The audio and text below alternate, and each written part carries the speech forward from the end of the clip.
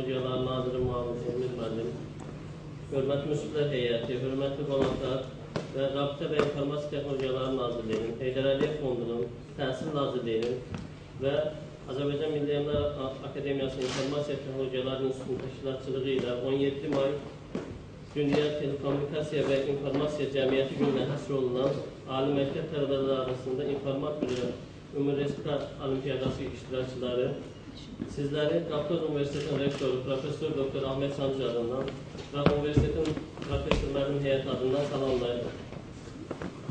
Artıq bildiyiniz kimi 20 ildir müstəqillik qazanan ölkəmiz getdikcə inkişaf etməkdədir və regionda öz sözünü deyə biləcək bir mövqeyə çatmışdır.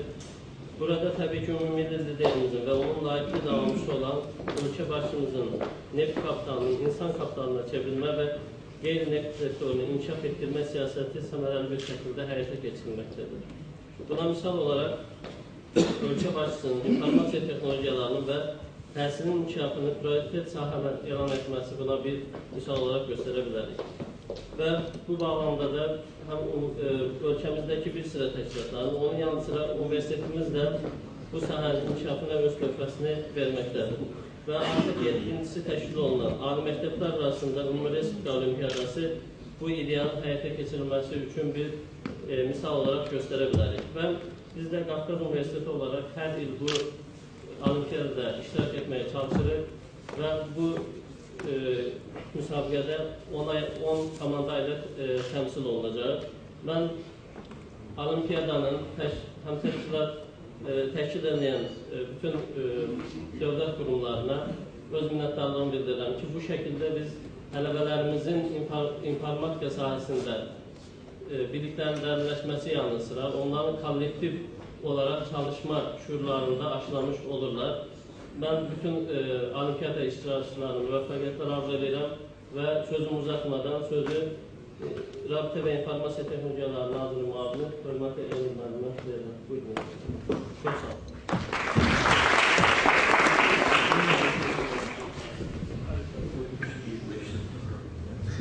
Hörmətli tələbələr, hörmətli müəllimlər, sabahınız xeyir olsun.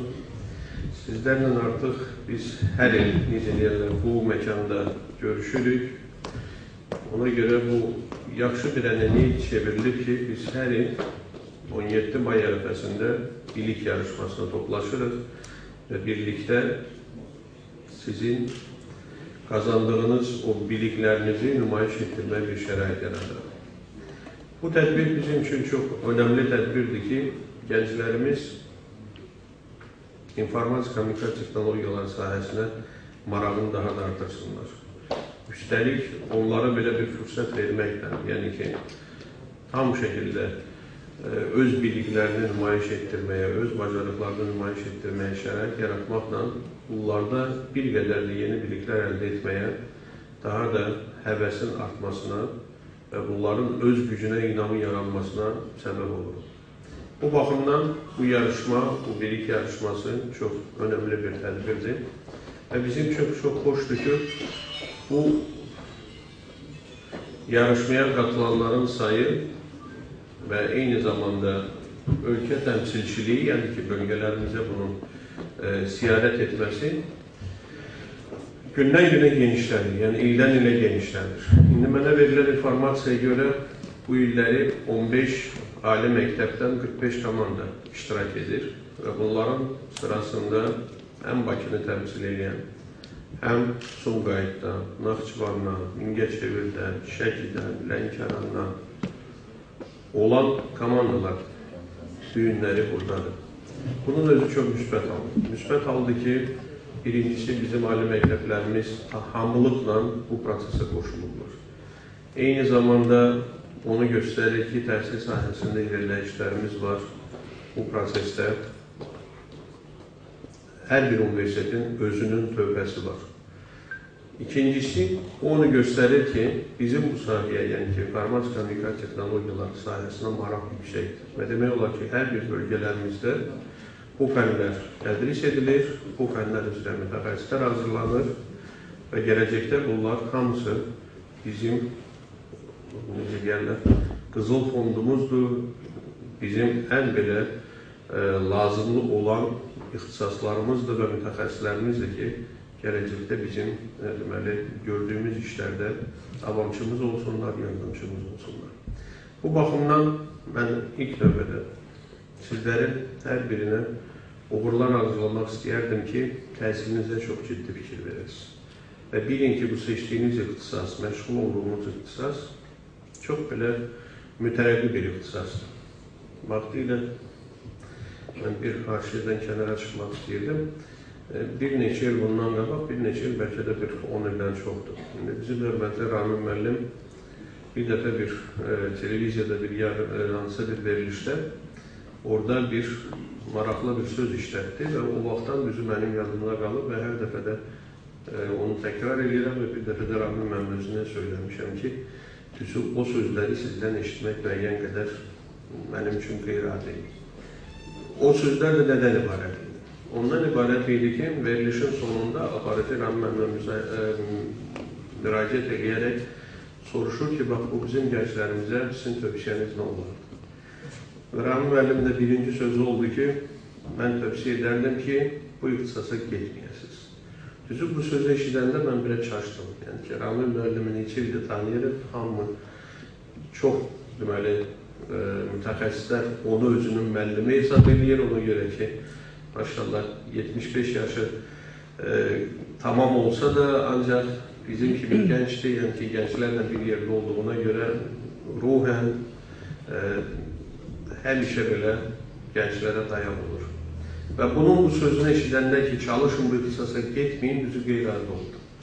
Və qeyri-adilik də ondan ibarət ki, Ramazan sonra sözünü davam elətdirdi ki, o vaxtda mənim yadımdakı söylədi ki, mənim 60 yaşımdır. Bu təqribən belə çıxır, bir 15 il bundan qabaq olan sözlə. Söylədi ki, mənim 60 yaşım var, ancaq mən məcburam hər gün yeni bir şey öyrənəm, ona görə ki, bu ixtisasın tələbatı budur. Baxmayaraq ki, mən özümü mütəxəssis sayıram, müəllim sayıram, yetişmiş bir necə deyərlər, kamil bir insan sayıram, ancaq yeni bir şey gündəlik öyrənməsəm, mən bu işdə deməli geri qalırım. Sonra cümləsini davam etdirib dedi ki, ikinci tövsiyəm bundan ibarətdir ki, gedin bu ixtisasa. Ona görə ki, bu ixtisasın gələcəyi var, çox perspektiv ixtisasdır. İndi yenə də bu sözləri mən sizlərə çatdırmaq istəyirəm ki, seçdiyiniz ixtisasda, seçiminizdə çox düzgün olmuşsunuz və bunu da davam etdirməkdən ötürü, həyatda özünüzə uğur tapmaqdan ötürü, nailiyyətlər əldə etməkdən ötürü bu prosesdə gərək davamlı olasınız. Ramin mənim sözünə qayıtsaq da oradan da çətin ixtisasdır. Ona görə ki, birincisi, ixtisasların, yəni ki, informasiya kommunikasiya texnologiyaları ilə məşğul olan deməli, ixtisasların sayı çoxdur. Əgər kimsə çalışırsa, bunların hamısını həyat eləmək bu qeyri-mümkün. Ancaq sizin üstünlüyünüz ondadır ki, siz proqramlaşdırmanı seçirsiniz. Proqramlaşdırma isə əslində bu ixtisasların içində ən yüksəkdə dayanan ixtisaslardan biridir. Ona görə ki, yaxşı bilik, məntiq və daim yeniliyə can atmaq, yəni ki, öyrənmək keyfiyyətlərin tələb edir. Üstəlik, əgər məntiqlə dostluq edirsinizsə, yəni ki, proqramlaşdırmanı yaxşı bacarırsınızsa, həyatda da bu sizin yardımcınız olur və adətən belə insanlar uğur qazanılır. Ona görə yenə qeyd edirəm ki, bilin ki, sizlərə bizim ehtiyacımız çox böyükdür.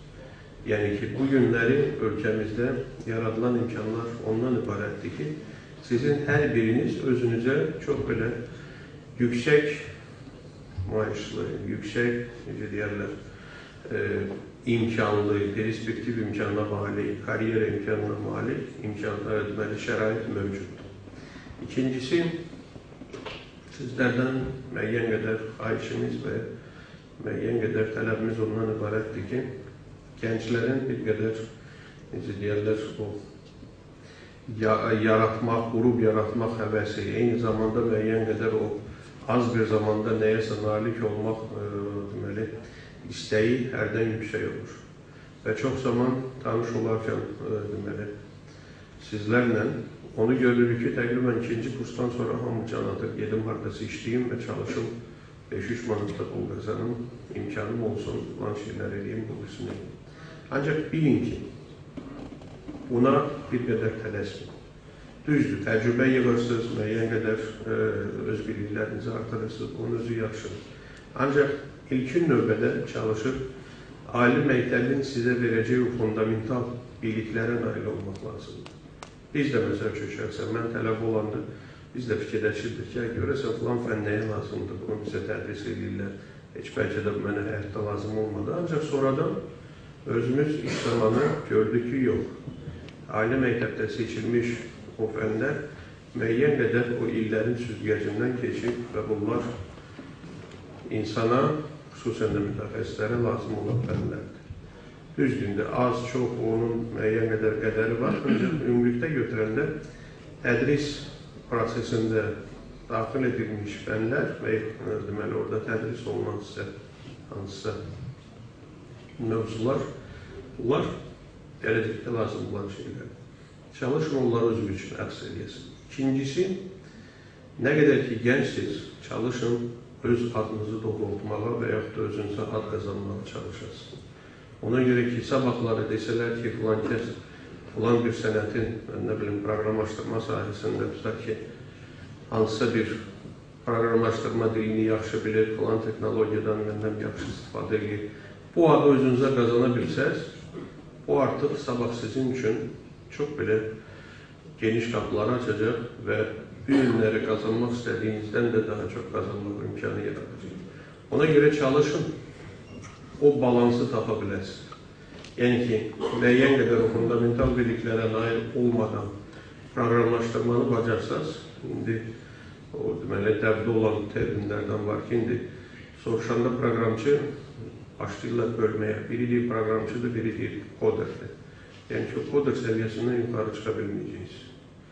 Yəni ki, proqramçı anlamı bir qədər geniş anlamdır. Yəni ki, onu sırf mənada o proqramçı olmaq çox keyfiyyətlər tələb edir. Biri də var, oturub ancaq sənə deyiləni hansısa bir operator dilinə salırsan və onu təqdim edirsən, rəhbərliyə qeyd edirsən ki, öz işini bitirdin. Bu tamam başqa bir şeydir. Ancaq sizdən tələb olunur ki, hər tərəfli bir yetişmiş mütəxəssis olasınız, hər tərəfli yetişmiş bir insan olasınız, vətəndaş olasınız. Bu yaxınlarda bilirsiniz ki, martın 15-də ölkəmizdə informasiya texnologiyaları fondunun yaradılması haqqında Azərbaycan Respublikası Prezidentinin sərəncamı oldu. Bunun özü də yenə sizlərə dəstək olmaq üçün ölkəmizdə hökumətin gördüyü addımlardan biri. Yəni ki, bu müəyyən dərəcədə sizə təkcə bu yox, eyni zamanda digər addımlar, görülən addımlar sizə zəmanət verir ki, sabahınıza çox belə ümidlə baxırsınız. Ona görə ki, birincisi çoxlu geniş sahələr qeyd olur. Nəzərə alsaq ki, tutaq ki, kosmik layihəmizi həyata keçirmək planlaşdırırıq bu ilin axırında. Birinci milli beykimiz orbita qalxmalıdır. İndiyənə qədər demək olar ki, bizdə bu istiqamətdə mütəxəssislər yetişməyib. Düzdür, kosmik tədqiqatlar deməli institutumuz olub, ancaq onların fəaliyyət dairəsi tamam başqa bir şey olub. İndi burada söhbət gedir ki, milli beykimiz və onun idarə olunması, yerdən idarə olunması. Artıq Azərbaycanda o idarə etmə mərkəzləri tikilir. Burada mütəxəssislər lazımdır və bunlar da sizlər olmalısınız. Sizlər deyərlər, yetişib o peyklərimizi idarə etməlisiniz. Yeri gələndə bilirsiniz ki, nə hadisələr bu peyklərlə baş verirsə, adətən səbəblərdən biri olur ki, insan faktorudur. Proqram yazanda hansısa bir operator nəyisə fikrində tutub, ya koordinatları düzgün daxil etməyib, hansısa verilənləri düzgün daxil etməyib, ya da ki, əmri ümumiyyətlə düzgün yazmayıb, o boyda neçə milyonluq deməli deyil. Sonradan hansısa deməli xətalarla üzləşib və müəyyən problemlər yaranır. İstismardan çıxır. Yəni, bu da yenə də proqramçının əməlidir, proqramçının verdiyi hansısa bir tövbəli bu prosesi. O cümlədən də qayıdıram o fond məsələsində. Fondun əsas məqsədi ondan ibarətdir ki, yeni yarana biləcək şirkətlərə, xüsusən də orta, kiçik müəssisələrə, həmçinin də böyüklərə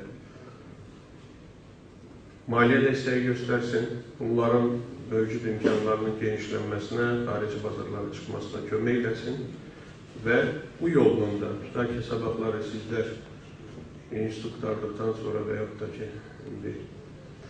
sözümüzə qulaq asmadan belə tez çalışıb fəaliyyətə başlamaq istəsəz, şirkət yaratmaq istəsəz, bu da sizin üçün bir imkandır ki, həmin o şirkətinizə dəstək olmaq üçün bu fonda müraciət edib, maliyyə dəstəyi alıb bu bazara, bu fəaliyyətə qatıla bilərsiniz.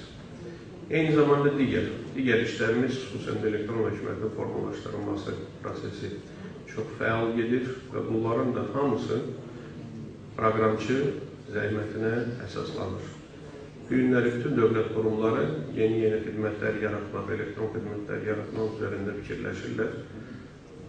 Əsas da rastlaşdığımız müəyyən qədər çətinliklər ondan ibarətdir ki, o elektron xidmətləri yaradan insanlar, necə deyirlər, düşünən başlar lazımdır. Bunları icra eləsinlər, bunları yaratsınlar. Odur ki, mən bu sözləri sizə deməkdə əslində sizləri həvəsləndirmək istəyirəm ki, bilin ki, sizə tələbatınız həddindən artıq böyükdür. Çalışın, formalaşın, yetişin, yaxşı proqramçı olun və gələcəkdə özünüzü doğruldurun və müəllimlərinizin sizə verdiyi, çəkdiyi bu zəhməti, necə deyərlər, daha da yüksəklərə qaldırın. Və bilin ki, bu günləri hərəniz bir ali məktəbi burada təmsil edirsiniz. Ancaq ümumilikdə biz hamımız bir yerdə, indi ikisiz qarışıq müəllimlər və digər, bizim hamımız bir İKT cəmiyyəti, ölkəmizin İKT cəmiyyətini təmsil edirik. Ümumilikdə ölkəmizi təmsil edirik. Sabahları siz kənara çıxarkən, xaricə gedərkən, söyləyəndə birinci söylüyoruz ki, mən Azərbaycanlıyım, Azərbaycan vətəndaşıyım, ondan sonra deyirsiniz ki, falan ixtisasın yiyəsiyim. Və bunu həmişə yadda saxlamaq lazımdır ki, hər bir addımınızdan, hər bir bacarığınızdan, hər bir uğrunuzla ölkəmizin inkişaf eləməyinə töhfə verirsiniz. Bir məqamı da istəyirdim qeyd edeyim. Burada sizlərin arasında bu gənc qızlarımızı görürük. Və onu da diqqətinizə çatdırmaq istəyirəm ki, onun özü çox yaxşıdır, amildir. Və bilirsiniz ki, bu illəri 17 may İnformasiya Cəmiyyəti günü keçirilir və bildiyiniz kimi bu hər il keçirilən bir tədbirdir. Və bu ilki bu tədbirin mövzusu da İKT-də qadınlar mövzusu seçilmişdir. Hər il bir mövzuya həsr olunur və bu ildə İKT-də qadınlar mövzusu seçilmişdir. Bu baxımdan bunun özü, yəni qızlarımızın burada təmsil olunması çox yaxşı bir amildir. Biz həmişə qeyd edirik ki, Azərbaycanda istər qızların, istər oğlanların informatik kommunikasiya texnologiyaları sahəsində özünü tapması üçün bütün şərait mövcuddur. Və burada indi bu qızların iştirak etməsi çox belə önəmli halda və biz bunu dəstəkləyirik. Və sizlərə də xüsusi uğurlar arzulayırıq ki, bu sahədə daha da ciddi olasınız, ardıcıl olasınız, çalışıb bu ixtisaslara da yiyələnə biləsiniz. İndi mən burada olanda bir sual verdim ki, sırf qızlardan ibarət olan bir komanda var ya yox? Dedilər, deyəsən yoxdur. Var? Ay maşallah. Laf əla, yəni ki, bu laf yaxşıdır. Yəni ki, çalışın öz imkanlarınızı nümayiş etdirin. Elə bir məqamda olması da çox yaxşıdır ki, hətta qızlarımız, necə deyirlər, özləri tam şəkildə bu yarışmaya qatılırlar. Odur ki, yenə qeyd edirəm. Birincisi, keçirdiyimiz tədbir 17 may ərəfəsindədir. Qarşıdan gələn bu bayram, yəni beynəlxalq bayramdır. Bütün dünya bunu qeyd edir. Hətta bir o məqamda qeyd edeyim ki, 17 may ilə əlaqədar ayın 18-19 Moskvada xüsusi bir tədbir keçirilir. Beynəlxalq Telekommunikasiya İttifaqının təşkilatçılığı ilə keçirilən tədbirdir. Və bilavasitə yenə bu qeyd etdiyim mövzuya, yəni ki, İKT-də qadınlar mövzusuna həsr olunub və Azərbaycana da müraciət olunmuşdur təmsilçilərimizi göndərmək. Biz də şirkətlərimizdə çalışan, rəhbər vəzifələr tutan, hətta xüsusi qeyd edim ki, məsəl üçün, HP kimi böyük bir dünyada tanınmış olan şirkətin Azərbaycan nümayəndəliyinin rəhbəri xanımdır. Eyni zamanda digər bizim Azərbaycanda fəaliyyət göstərən şirkətlərimiz var ki, onların birinci şəxsləri, yəni rəhbərləri xanımlardır. Və bunları biz təmsil elədik Moskvaya. Bunlar orada iştirak edəcəklər, ölkəmizi təmsil edəcəklər. Və bunların özü müsbət aldı. Və sizlərə, yenə qeyd edirəm, hər birinizə və hamınıza birlikdə uğurlar diləmək istəyirəm və istəyər bu fürsətdən də istifadə edib ilk növbədə Ramin müəllimə minnətdarımızı bildirək, ona görə ki, belə bu olimpiyadanın davamlı keçirilməsində, eyni zamanda bütün bu təşkilatçılıq məsələlərini öz üzərinə götürür və çox böyük zəhməti var. Ona görə Ramin müəllim, sizlərə minnətdarımızı bildiririk və bizim nazirlikdə daim Ramin müəllimə dəstək olur. Ramin müəllimin istənilən müraciətinə biz dəstək oluruq. Hətta bu yaxınlarda belə bir müraciət etmişdik ki, bu olimpiyadaların davamlı olması üçün, xüsusən də Azərbaycan təmsilçilərinin o beynəlxalq olimpiyadalarda iştirak etməsi üçün nazirlik tərəfindən dəstək verilsin və biz bu başda nazirimiz Əli Abbasov olmaqla buna çox belə müsbət yanaşılıb və bütün dəstək veriləcək ki, sizlərin arasından seçilmiş və yaxud da ki, Azərbaycanı təmsil edəcək komandalar gedib beynəlxalq olimpiyadada da iştirak etsinlər. Eyni zamanda mən istəyərdim Qafqaz Universitetinin rəhbərliyinə minnətdarımızı bildirək. Ona görə ki, sizləri bura toplamaqda, bu geniş universitetin qapılarını açmaqda, bu şəraiti yaratmaqda daim bizlə birlikdə olurlar və Əhməd müəllimə salamlarımızı çatdırın. Eyni zamanda Təhsil Nazirliyinə də dəstəyimizi bildirmək istəyərdik, minnətdarımızı bildirmək istəyərdik ki, onlar da bizlə birlikdə, yəni bizim nazirliyinlə birlikdə daim bu layihəyə dəstək verirlər və iki nazirliyimiz arasında çox belə yüksək səviyyədə olan əməkdaşlığın bir nümunəsidir də bu il keçirilən olimpiyada.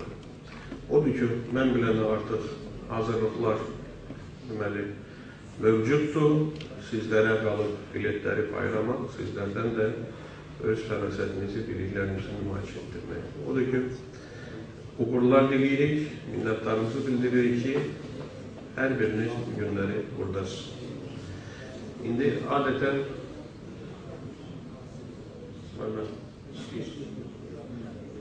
adətən bizim ənənəyə uyğun olaraq Ramin müəllim olimpiyadanın qaydaları ilə sizi tanış etsin, sonradan keçək sallara. Buyurun Ramin.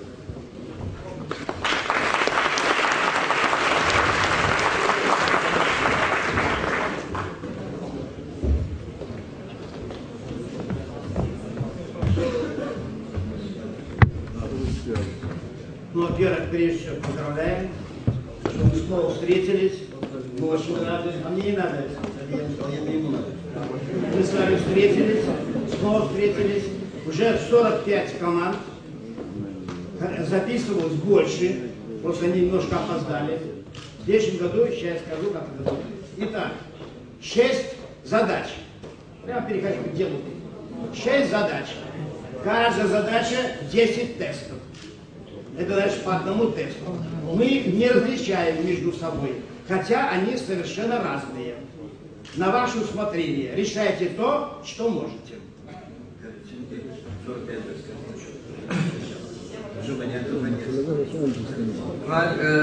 Hazırki müsabiqədə 45 komanda, 15 universitetdən 45 komanda iştirak edir və bu olimpiyadada 5-6 məsələ təqdim olunacaq sizə və 4 saat vaxt veriləcək. Və hər bir məsələdə 10 test, avtomatik test sistemi vasitəsilə qiymətləndirmə gedir və hər bir məsələ 10 testdən ibarətdir, mürəkkəbindən asılı olmayaraq. Значит, автоматическая система, вы сядете за компьютер, один компьютер, 3 человека. Сидите, работаете. Сделали программу, посылаете. Вам будет ответ, правильно, неправильно. До тех пор посылаете, пока в конце концов может сказать, что правильно. Дальше. Тебе пройдет? Нет. Сейчас я скажу. Оценка. Впереди идет тот, кто решил больше всего задач, у которого прошли все 10 тестов. Это первое. Если 2 команды набрали одно и то же, решили столько же, например, 2 задачи, то вперед идет та команда, у которой больше тестов по другим задачам. Deməli, məsələlər qiymətləndirilməsində ilk növbədə bütün məsələləri həll edən komanda və birinci sıralamasına görə gedir və eğer xallar beraber olursa, То по этому, то digər testlərə, xallar beraber olursa, digər məsələlərin testlərinə görə orada müəyyənləşdirilir. Но это правило ACM. Еще в правиле ACM имеется, кто раньше послал, того больше баллов. Кто раньше решил задачу, тоже больше баллов. Yəni, məsələn, ESE qaydalarına görə, məsələ əgər 100% keçirsə, 100% məsələ həll olunursa, o məsələ həll edən komanda istər-istəməz irəli gedə bilir. Yəni, siyahıda birinci yerə çıxır. Ta ki, 3 məsələ həll olunursa, 3də 100%-də digər komandalar az 100%-dən aşağı ballar toplayıbsa testlərdə, demək ki, onlar aşağıda olacaq. Hətta cəmi yüksək olsa da verər. Ona görə birinci növbədə 100% keçən məsələlər yazan komandalar önə çıxır. Ondan sonra dediyimiz kimi ayrı-ayrı məsələlərdən testlərin ümumi cəmi hesablanır. Останется 20 команд. 20 komanda finala vəsiqə qazanan bilər. 22 вот так. Toplanan ballardan sonra. Финал будет проводиться в Институте информационных технологий. Aprelin 29'unda İnformasiya Texnologiyaları İnstitutunda final geçiriləcək. Что интересно, каждый раз, когда мы проводим Олимпиаду, бывают команды, которые смотрят на задачи и говорят, мы первый раз видим такого типа задач. Скажите, это обязательно. Yəni, təcrübə göstərir ki, olimpiadalarda elə komandalar olur ki, onlar məsələlərə baxır və deyir ki, biz ilk dəfə də belə bir məsələ görürük. Yəni, təcrübəsiz olduqları məlum olur. Но все задачи есть на сайте olimpiada.as. Все там есть, поэтому можно смотреть и решать эти задачи. Но для вашей помощи мы хотим, чтобы больше участвовало. 80 команд, 100 команд участвовало. Для этой цели у нас в этом году уже будет работать сайт. И вы можете из дома в этот сайт зайти и решать задачи, которые там будут. И та же самая система, которая будет здесь. Значит, дома порешали. Даже, может, первый тур мы сделаем, обдумаем. Может, первый тур сделаем большой тур по онлайн-тур. А второй тур, финал, кто прошел в онлайне, кто решил достаточное количество задач. Bir çox saytlar vardır ki, orada olimpiadadan hazırlaşmaq üçün istifadə olunur. Çoxlu sayda belə saytlar, beynəlxalq səviyyədə və yaxın vaxtlarda artıq Azərbaycanın da belə bir saytı qüvvəyə minəcək və siz artıq həmin sayt vasitəsilə il boyu hazırlıqlarınızı apara biləcəksiniz. Yəni, istənilən olimpiada ilə bağlı, istənilən məsələlər, onların quruluşudur, mövzularıdır və s. Bildiğimiz gibi bu tipli saytlarda informasiya alabilirsiniz və eyni zamanda bu saytlar onlayn olduğu kimi orada da rahat işleyebilirsiniz. Все успехов, потеря говорите, как это. Всем успехов. Всем пусть победит сильнейший.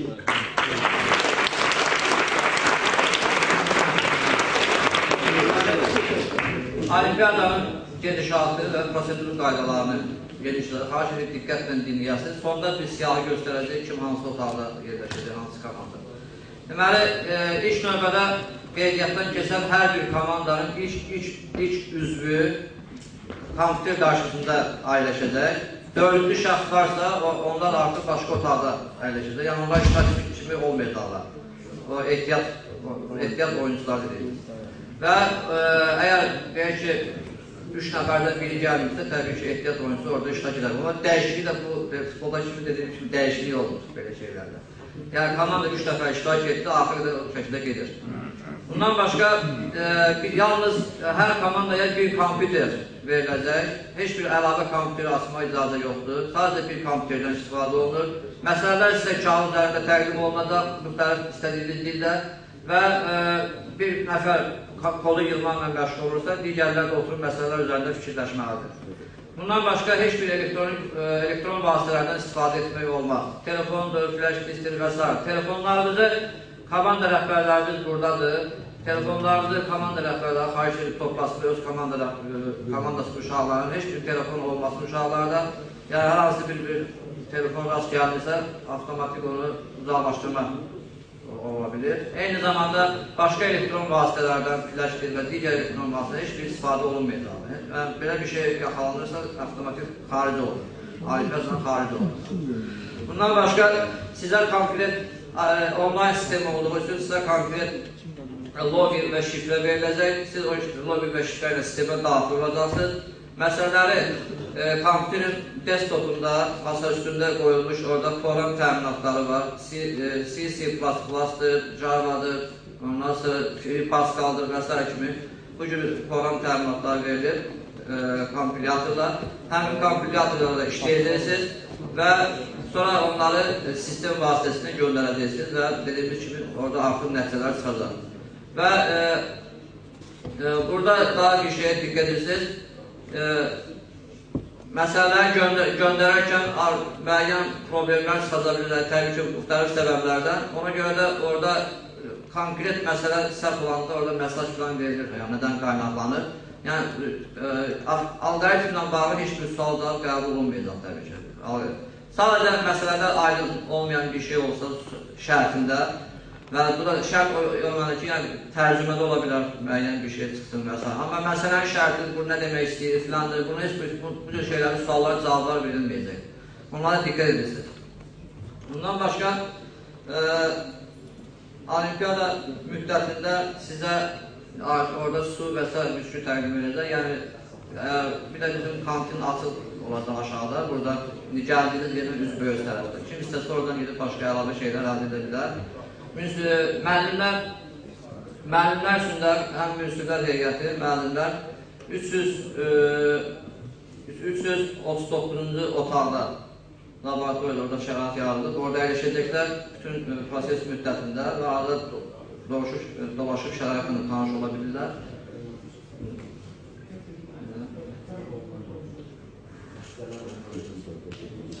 Deməli, bizim də siyahlar çıxaracaq burada. Hər bir komanda diqqətlə baxır, hansı laboratoriyada, otaqda olacaq. Xahiş edir, nəzarət edin. Otaq nömrələri labda göstərin, 236 olacaq komandalar.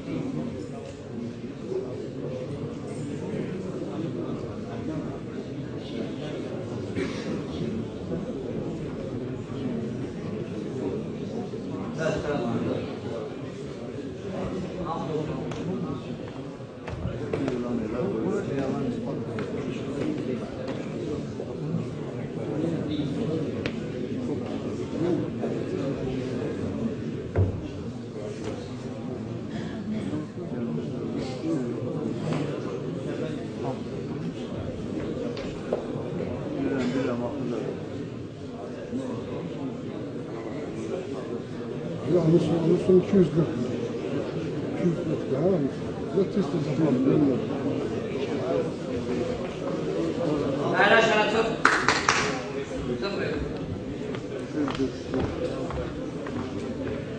Deməli, otaqlara buradan veya 3-cü mərtəbədən bütün laboratoriyalar 2-ci mərtəbədə ən yuxarı tərəfdədir, sağ tərəfə doğru. Deməli, 236 sol tərəfdədir, ən axırında otaqdır. Digər 3 laboratoriya sağ tərəfdədir. O cümlədən müəllimlərin oturacaqları otaqda 239-da, o da sağ tərəfdədir, axıra doğru. Deməli, müəllimlər otağında, müstəh heyətinin olduğu otaqda, orada multimedia proyektor quraşdırılacaq və olimpiyadanın gedişatı orada izləniləcək. Yəni, o həll olmuş məsələlər, komandaların loginləri və s. orada avtomatik veriləcək və tez-tez dəyişdirək bir ekranda göstəriləcək və oradan izləmək imkanı olacaq. Sonra sizdə hər bir oturacaqların üzərində gedərkən orada müxtəlif paketlər qoyulur.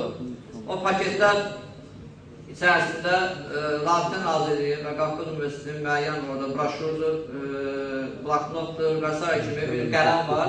Onlardan istifadə edəcəksiniz. Bir də masaların üstündə hər bir komanda üzvləri üçün, bir də ehtiyat üzvləri üçün gördüyümüz bu şəkildə birkalar verilir. Bunları hər kəs boyundan taxacaq və xahiş olunur ki, finala vəsiqə qazanan komandalar həmin bunları mütləq saxlasınlar ki, finalda bunlardan yenə onlar finala bunlarla gəlmələri lazımdır. Bir də döş nişanları var. Onları da o cümlədən artıq onlar da sizdə qalmalıdır. Finala çıxan komandalar mütləq bunları üzərlərində götürsünlər. Şimdi